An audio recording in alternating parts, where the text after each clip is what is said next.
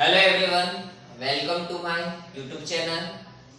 आज का कॉन्सेप्ट है टेंस, फ्यूचर टेंस।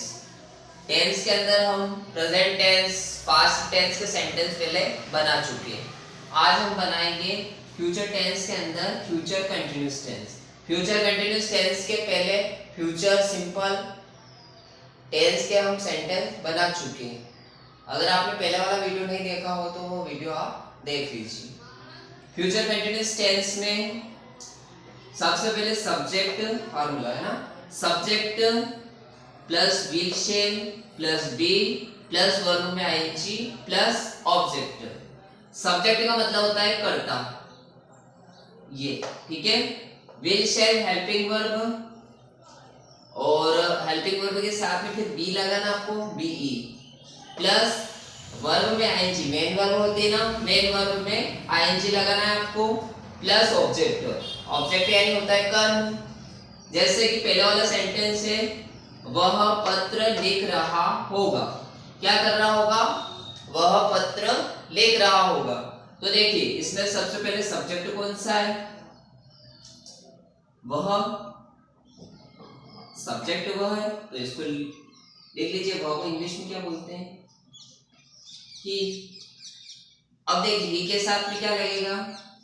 जैसे आपने फ्यूचर सिंपल का नहीं देखा हो, फ्यूचर सिंपल सेंटेंस बना रखे हैं, वो वीडियो आप देख लीजिए, जिसमें विल और शेल उस टेंस में भी यूज हो रहा है, लेकिन इसमें थोड़ा सा चेंजेस है।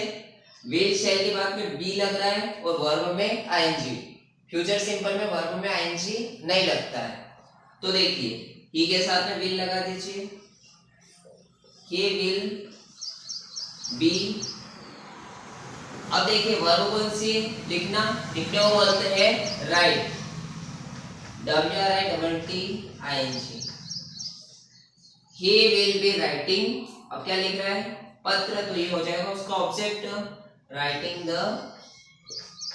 लेटर। आ गया समझ में? He will be writing the letter. देखिए सब्जेक्ट ही के साथ में विल शेल लगता है, तो विल लगाए ये, क्योंकि शेल किसके साथ में लगता है? आई और वी के साथ में लगता है। विल किसके साथ में लगता है? ही, शी, इट, और नेम अगर आ जाए तो उसके साथ में आपको विल लगाना है। उसके बाद में बी का यूज करना है, लिखने को बोलते हैं राइट, राइट में आईएनजी लगाना है, writing the letter, writing the letter. तो इस तरीके से हम फ्यूचर कंटिन्यूअस टेंस के सेंटेंस बना सकते हैं। आपको ये ध्यान रखना है कि ही, शी, इट और नेम आ जाए, दे भी आ जाए, तो उसके साथ में विल लगाना है। सिर्फ आई और वी, जो आई और वी होता है, मैं यहाँ लिख देता हूँ, आई और वी, इसके साथ में लगाना है शेल। क्या लगाना है? शेल। आई और वी जो आते हैं उसके साथ में शेल लगाना है। उसके अलावा अगर आप हे, शी, इट और अगर नेम, दे भी आ जाए, इनके सबके साथ में लगाना है विल। क्या लगाना है? विल। आ गया समझ में? आई और वी के साथ में shall, he, she, it, name, they, इनके सबके साथ में विल लगाना है।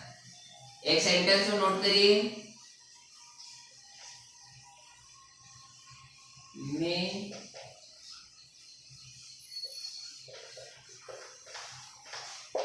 पतंग उड़ा रहा हूँगा। मैं पतंग उड़ा रहा हूँगा। मैं के लिए आई के साथ मैंने बताया क्या लगाना है? Shall. I shall be, I shall be. उड़ाने को क्या बोलते हैं? फ्लाई। फ्लाई में ING, flying. I shall be flying the kite. I shall be flying the kite. मैं पतंग उड़ा रहा हूँगा, मतलब मैं पतंग उड़ा रहा हूँगा, मतलब उस समय जो भी समय हो। तो I shall be flying the kite, ये बात हो रही फ्यूचर की। कि भाई भविष्य में मैं ये काम कर रहा हूँगा, वो ये काम कर रहा होगा, हम ये काम कर रहे होंगे उस समय, जैसे कल मैं इस समय पे ये काम कर रहा हूँगा, तो उस तरीके से मैं पतंग उड़ा रहा हूँगा। I shall be flying the kite. Note down कर लीजिए।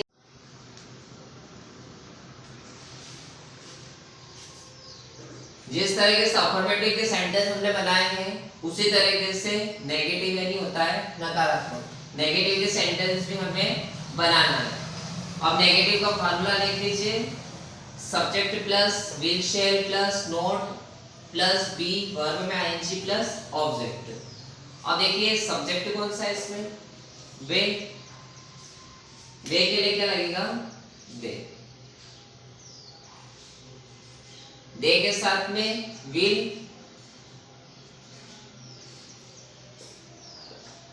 Not be, they will not be. Verb कौन सी है, काम करना यानी डू, डू में ING doing. They will not be doing, गृह कार्य बोलते हैं homework, they will not be doing homework.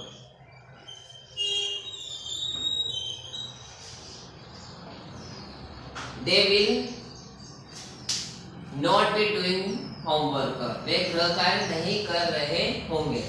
अगर यहाँ पर ऐसा हो कि हम गृह कार्य नहीं कर रहे होंगे, हम गृह कार्य नहीं कर रहे होंगे, तो उसका कैसे बनेगा, दे की जगह आएगा वी, वी के साथ में क्या लगता है, आयो, वी के साथ में शेल लगता है, तो वी के साथ में लग जाएगा we shall not be doing homework, we shall not be doing homework, हम गृह कार्य नहीं कर रहे होंगे।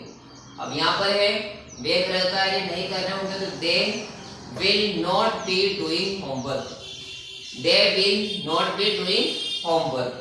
तो इस तरीके से यह सेंटेंस कंप्लीट होता है। एक बार और समझ लीजिए, सब्जेक्ट है दे, दे के साथ में विल और शेल कौन सा यूज होता है, विल, तो विल लगा दीजिए। विल के बाद में नॉट, क्योंकि नेगेटिव बना रहे तो नेगेटिव बनाने के लिए काहे की जरूरत पड़ती है, नॉट की जरूरत पड़ती है, तो नॉट। उसके बाद में बी, नॉट बी, ये सब में लगेगा बी। अगर आप अफर्मेटिव के सेंटेंस बनाओगे तो भी बी लगेगा, नेगेटिव के बनाओगे तो भी बी लगेगा, और इंट्रोगेटिव के सेंटेंस बनाएंगे हम उसमें भी बी लगेगा। नॉट के बाद में बी लगाना है, करने की क्रिया को बोलते हैं डू, डू में हो जाएगा आईएनजी डूइंग, गृह कार्य को बोलते हैं homework, they will not be doing homework.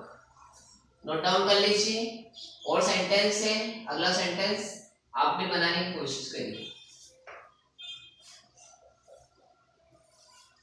हम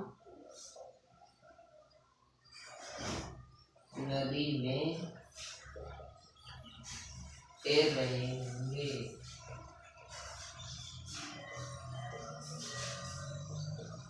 सॉरी हम नदी में नहीं तैर रहे होंगे, नेगेटिव बना रहे हैं ना,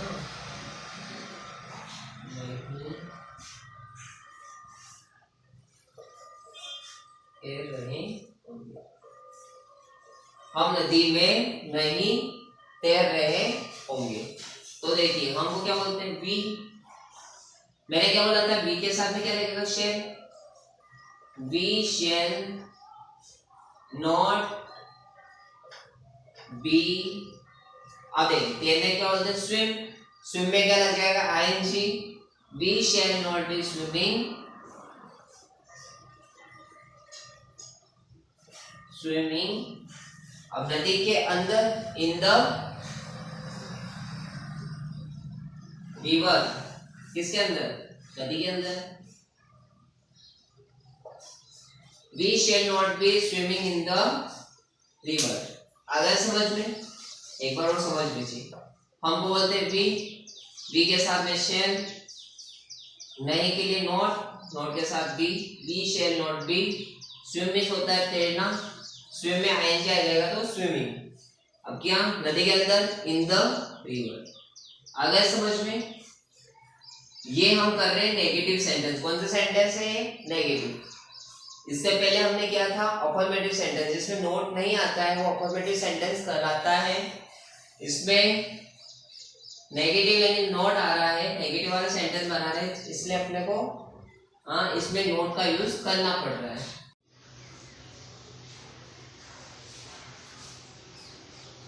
जिस तरीके से हमने नेगेटिव के सेंटेंस बनाए हैं उसी तरीके से इंट्रोगेटिव के सेंटेंस भी हम बनाएंगे। Will shall plus be plus subject, verb में आईएनजी प्लस ऑब्जेक्ट, और लास्ट में लगाना है आपको क्वेश्चन मार्क। क्योंकि क्वेश्चन मार्क क्यों लगाना है? क्योंकि प्रश्नवाचक सेंटेंस बना रहे तो प्रश्नवाचक में क्या लगता है? लास्ट में क्वेश्चन मार्क लगता है। तो देखिए इसका सेंटेंस हम बनाएंगे। क्या वह खाना बना रही होगी? बन गया ना? क्या वह खाना बना रही होगी? तो देखिए सबसे पहले अपने को यहाँ देखना है कि वही सब्जेक्ट कौन सा है। सब्जेक्ट है वह के लिए लगता है लड़की बना रही, प्लस शी लगाना पड़ेगा, तो शी लगाएंगे। तो सबसे पहले ये ध्यान रहे कि शी के साथ में क्या लगता है? शी के साथ विल लगता है, शेल लगता है, तो शी के साथ में लगता है विल। पहले विल लगा दीजिए, विल शी। अब देखिए विल शी, उसके बाद में be, be shall be, will she be. उसके बाद में वर्ब कौन से बनाना, बनाने को क्या बोलते हैं? Make. Will she be making, will she B making the food. और लास्ट में क्या लगाना है? क्वेश्चन मार्क लगा देना। क्या लगा देना? Question mark. Will she B making the food, क्या वह खाना बना रही होगी? अगर यहाँ पर ऐसा होता क्या हम खाना बना रहे होंगे तो क्या होता है इसका? हम के लिए क्या लगता? शेल। शेल आ गया रहता, shall we be making the food, shall we be making the food, और क्वेश्चन मार्क लग जाता। अगर हम का सेंटेंस बनाते हैं कि जैसे क्या हम खाना बना रहे होंगे, ऐसे क्या हम खाना बना रहे होंगे, तो उसका ऐसे बनेगा। एक सेंटेंस और नोट डाउन कर लीजिए। क्या हम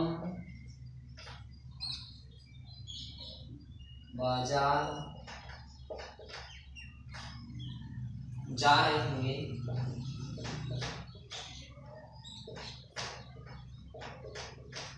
बनाइए इसका, देखते हैं कौन पहले बनाता है। देखिए सबसे पहले हमको क्या बोलते हैं? बी। बी के साथ में क्या लगता है? शेल। मैंने पहले लिख दिया क्या? आई और बी के साथ में क्या लगेगा? शेल लगेगा। ये पहले ही ये लिख दिया इसको। ही शी इट नेम, दे के साथ में बिल लगता है। हमारे पास में क्या है? हम यानी बी के साथ में क्या लगाना? शेल। शेल लगा दीजिए, इसके साथ में बी लगा दीजिए, शेल बी, और उसके बाद में क्या लगाना है? बी लगाना है, बी लगा दीजिए, शेल बी बी, जाने बोलते गो में लगा दीजिए I N G, going to, shall be be going to. कहाँ जा रहे हैं? बाजार को बोलते हैं मार्केट। क्या बोलते हैं? Market. Shall be be going to market, क्या हम बाजार जा रहे होंगे? नोट कर लीजिए। इस तरीके से ये हमारे इंट्रोगेटिव सेंटेंस भी पूरे होते हैं। हमने इस वीडियो में फ्यूचर टेंस के, फ्यूचर कंटिन्यूअस यानी सेकेंड वाले भाग के अफर्मेटिव, नेगेटिव और इंट्रोगेटिव तीनों तरह के सेंटेंस कंप्लीट कर लिए। आशा करते हैं वीडियो आपको अच्छा लगा होगा। तो वीडियो को ज्यादा से ज्यादा शेयर करिए और खुद भी सीखिए।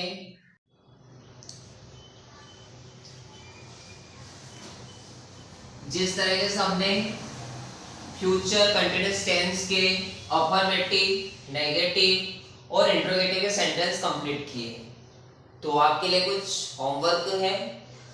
अफर्मेटिव सेंटेंस, नेगेटिव और इंट्रोगेटिव, इनके कुछ सेंटेंस है जिसको आपको इंग्लिश में बनाना है। जैसे वो पेड़ बचा रहा होगा, वे कहानी लिख रहे होंगे, ये जितने भी सेंटेंस है ये फ्यूचर कंटिन्यूअस टेंस के ही है। फ्यूचर कंटिन्यूअस टेंस में इस तरीके के सेंटेंस पूछे जाते हैं। आ गया समझ में? तो आपको ये सेंटेंस वर्क करना है और ज्यादा से ज्यादा इनकी प्रैक्टिस करते रहना। अफर्मेटिव के भी है, इसमें नेगेटिव के भी है और इंट्रोगेटिव के सेंटेंस भी है। आशा करते हैं आपको फ्यूचर कंटिन्यूअस टेंस पूरी तरह से समझ में आ गया होगा। तो आप भी इन सेंटेंस को नोट डाउन कर लीजिए और ज्यादा से ज्यादा आप भी प्रैक्टिस करिए। इंग्लिश स्पोकन सीखने के लिए सबसे ज्यादा जरूरी है आपको टेंस आना। अगर आपको टेंस आ जाए तो आप इंग्लिश स्पोकन सीख सकते हैं। मतलब आपका 50% 60% काम टेंस के ऊपर डिपेंड करता है। क्योंकि देखिए हम रेगुलर डेली प्रेजेंट की बात भी करते हैं, पास्ट की बात भी करते हैं और फ्यूचर की बात भी करते हैं। तो अब इन बात को हमें प्रेजेंट करना है, प्रेजेंट की बात करना है तो उसको किस तरह से प्रेजेंटेशन करना है, पास्ट की बात करना है तो उसको किस तरीके से प्रेजेंटेशन करना है, उसी तरीके से फ्यूचर की बात करना है तो किस तरीके से हमें प्रेजेंटेशन करना है। तो इसके लिए आपको सबसे मेन टेंस का आना बहुत जरूरी है। क्योंकि टेंस हमें वो बातें बता देता है कि कौन सा सेंटेंस किस तरीके से हमें बनाना है। आ गया ना समझ में? जैसे फ्यूचर का सेंटेंस हम बना रहे थे, फ्यूचर का सेंटेंस बना रहे थे, सबसे पहले क्या कर रहे हैं हम, उसका एंडिंग वर्ड याद रख रहे हैं, उसका फार्मूला याद रख रहे हैं, उसके बाद में उसके हिसाब से सेंटेंस बना रहे हैं। तो आपको अगर इंग्लिश स्पोकन पूरी कंप्लीट करनी है या साथ में आपको कोई कंपटीशन एग्जाम की प्रिपरेशन करनी है या ग्रामर पोर्शन अगर आपको कंप्लीट करना है तो सबसे पहले आपका टेंस का आना बहुत जरूरी है।